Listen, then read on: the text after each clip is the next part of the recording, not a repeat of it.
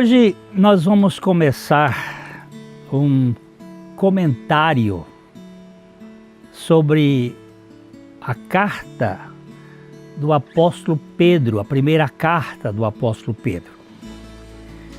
Nós temos recebido algumas insinuações, algumas provocações para fazer uma abordagem de alguns textos bíblicos, de alguns livros da Bíblia.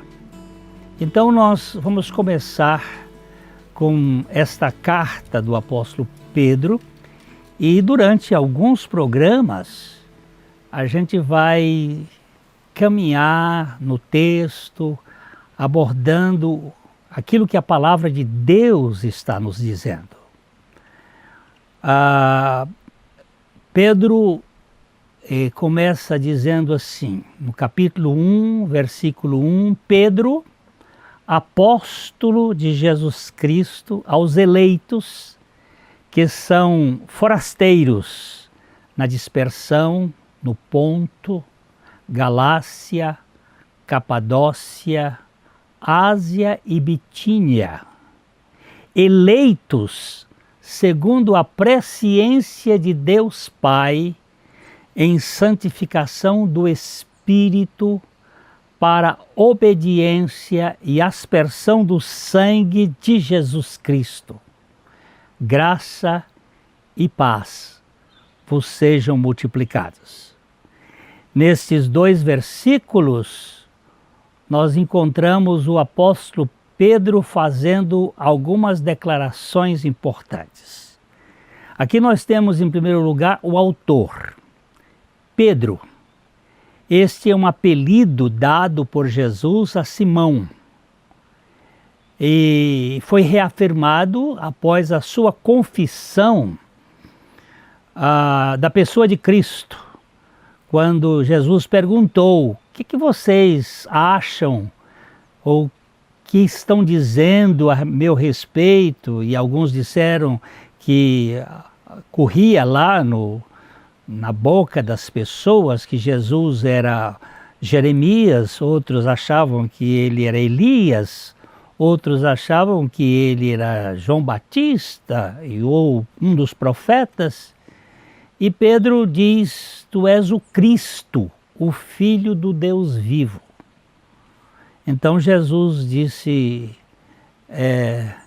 Simão Pedro, não foi carne e sangue quem te revelou, mas meu Pai que está nos céus.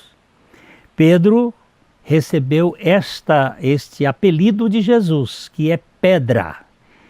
Depois Pedro negou Jesus, mas o seu caráter de rocha emergiu na igreja, porque ele foi o primeiro a proclamar o evangelho no dia de Pentecostes, naquela multidão onde cerca de 3.000 pessoas foram convertidas pelo Espírito Santo. E depois ele também pregou na casa de Cornélio, o centurião romano, o evangelho. Ele era um apóstolo, Pedro era apóstolo. Apóstolo significa aquele enviado de, que tem uma procuração de. Esta palavra, de certo modo, ela deriva do aramaico shaliah, que é aquele que realmente fala em nome de.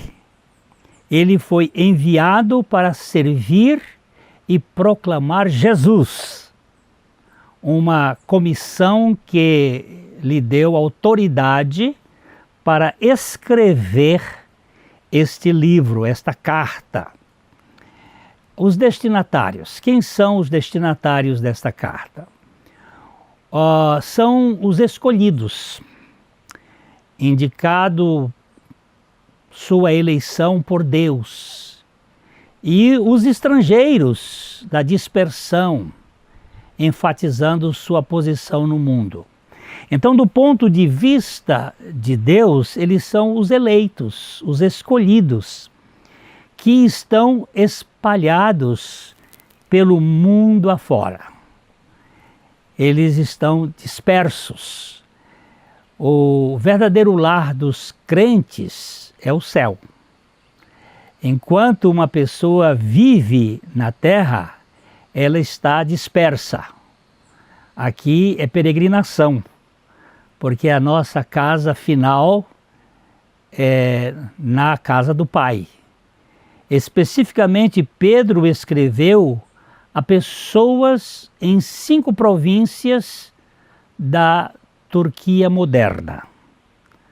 Era a Ásia Menor antiga. E Pedro esclarece escolhidos com 3 frases. A eleição se origina na presciência de Deus Pai. Parte do seu plano realizado por meio da obra santificadora do Espírito Santo e com base no sangue de Jesus aplicado para a salvação e limpeza contínua. Então Pedro coloca a Trindade nesta eleição: o Pai, o Espírito Santo e Jesus.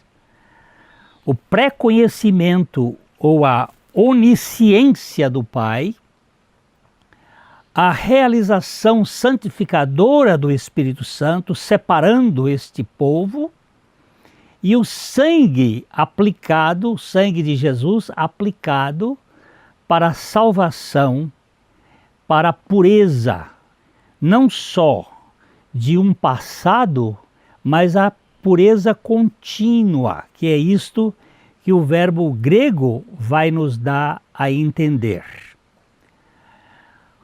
Uma saudação final pede que os crentes tenham graça e paz multiplicadas em suas vidas. Nesta introdução, ele usa essas 2 palavras que são extremamente importantes: graça e paz.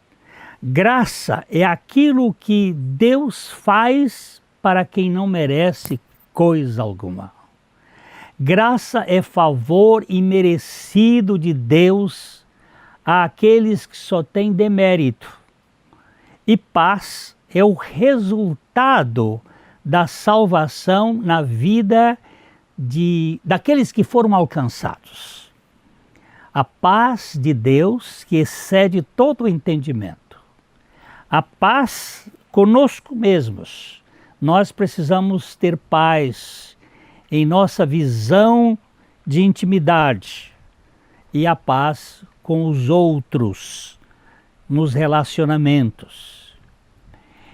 Nos versículos de 3 a 12, o apóstolo então levanta uma série de assuntos e ele começa com um cântico de louvor.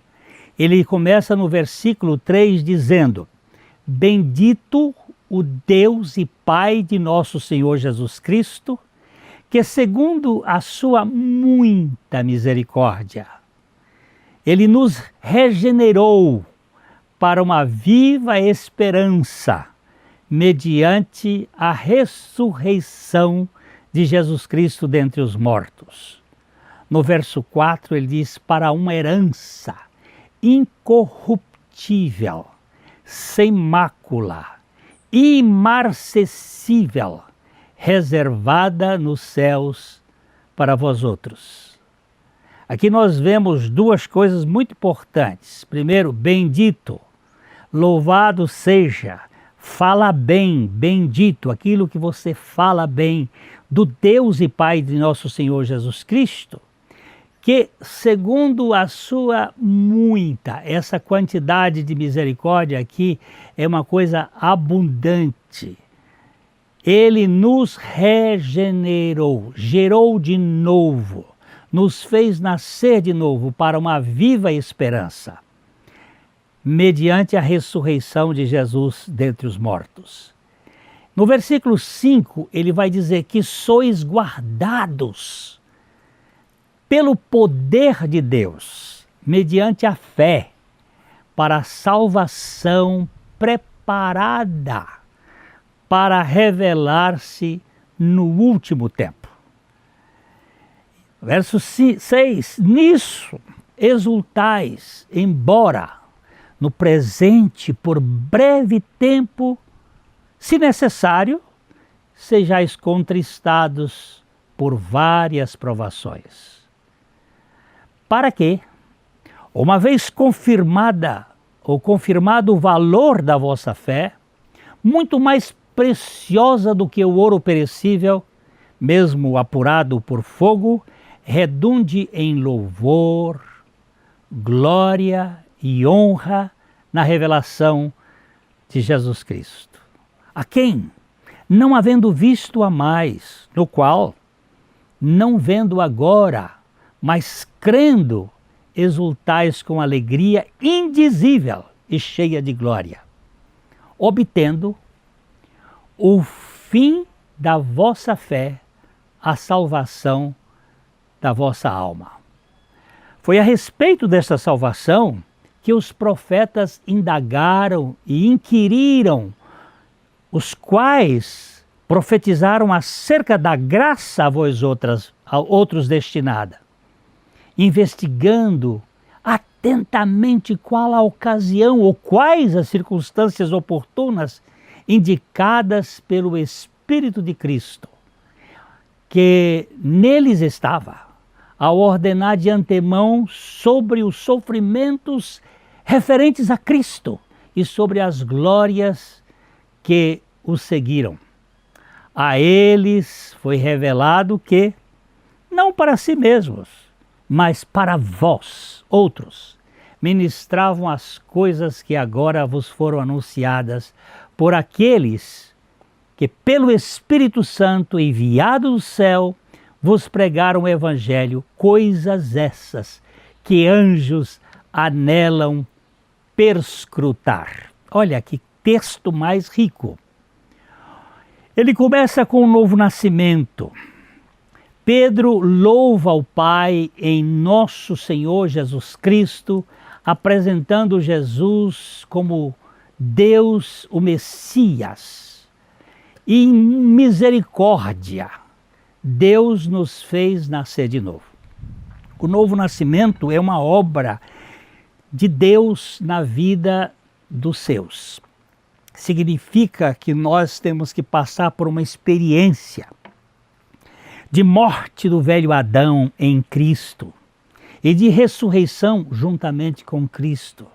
Jesus se encarnou não para formar você e eu como religiosos, sejam católicos, protestantes, evangélicos, seja o que for. Ele veio para nos dar uma filiação com Deus Pai. E para esta filiação é preciso que nós nasçamos de novo. E para nascermos de novo, há um milagre da misericórdia de Deus que nos faz novas criaturas. Em misericórdia, Deus retém o que é merecido, que nós merecíamos o inferno. Nós merecíamos a perdição, mas Deus em Cristo cumpre isto para que nós sejamos regenerados, não de semente corruptível, não de espermatozoide, mas de semente incorruptível, que é mediante a palavra de Deus, a qual vive e permanece para sempre. Você sabe que nós fomos regenerados e nós seremos regenerados mediante a palavra de Deus, que é permanente, que é viva. É uma palavra que não sofre mutação. Os comentários de Pedro refletem a mudança de status e a participação de uma nova vida dada por Deus, que é chamada de regeneração ou novo nascimento. Bendito Deus e Pai de nosso Senhor Jesus Cristo, que nos abençoou com toda sorte de bênçãos espirituais, nos dando esta condição de sermos nascidos pela sua graça. Nascimento em que Deus pega uma pessoa espiritualmente morta e concede uma nova vida espiritual. Nós estávamos mortos em delitos e pecados, e o Senhor nos regenerou para uma viva esperança. Pedro começa sua canção de louvor e começa exatamente com a vida eterna. Não uma vida que tem tempo de validade. Bendito Deus e Pai de nosso Senhor Jesus Cristo, que segundo a sua muita misericórdia, nos regenerou para uma viva esperança mediante a ressurreição de Jesus Cristo dentre os mortos. Aqui ele então começa falando da esperança viva. O primeiro resultado do novo nascimento e a primeira característica da vida cristã é a esperança. A lápide não é o fim, a tumba não é o sepultamento da fé, não para ali. É exatamente apenas uma passagem.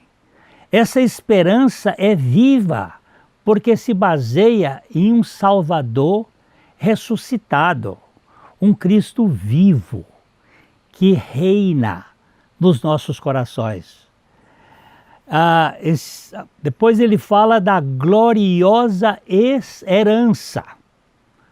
O crente antecipa uma herança gloriosa. Ele começa a viver aqui a glória da sua herança. Herança é aquilo que nós recebemos como resultado de alguém que morreu ou que alguém que passou os seus bens para nós. E a nossa gloriosa esperança é a vida eterna, a vida da ressurreição, para uma herança incorruptível, imaculada, imarcessível. Olha quantas palavras interessantes que a língua grega vai nos ajudar.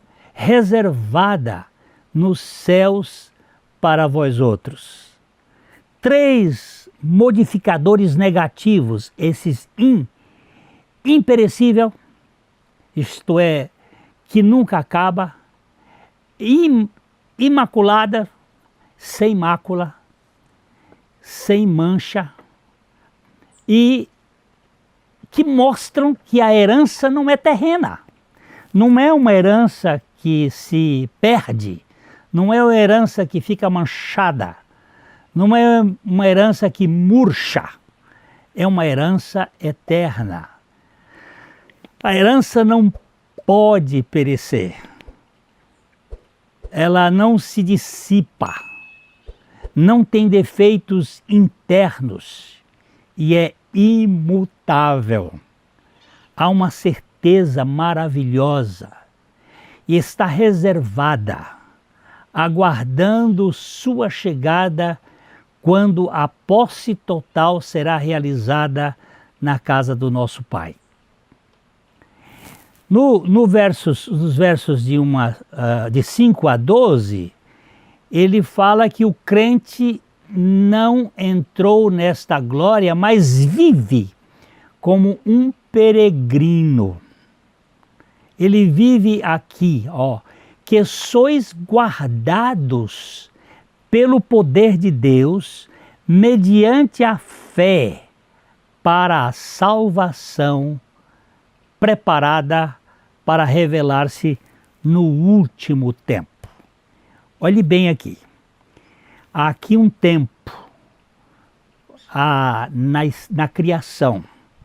Esta criação aguarda a presença de Deus, de Cristo, e haverá um novo céu e uma nova terra. É assim que cremos.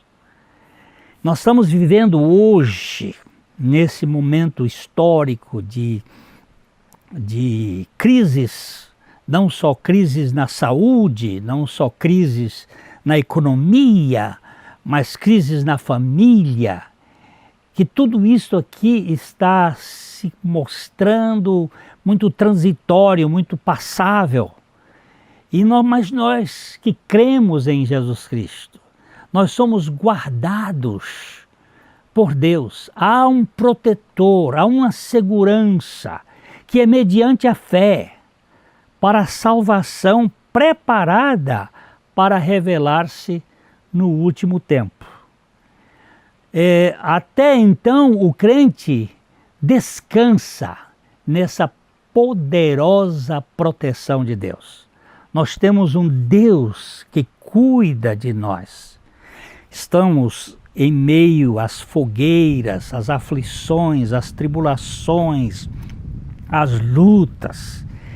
Neste mundo, Jesus disse aos seus discípulos, logo depois da ceia, a última ceia, antes dele ir para a cruz, ele disse, olha, no mundo vocês terão tribulações, mas tenham bom ânimo, eu venci o mundo.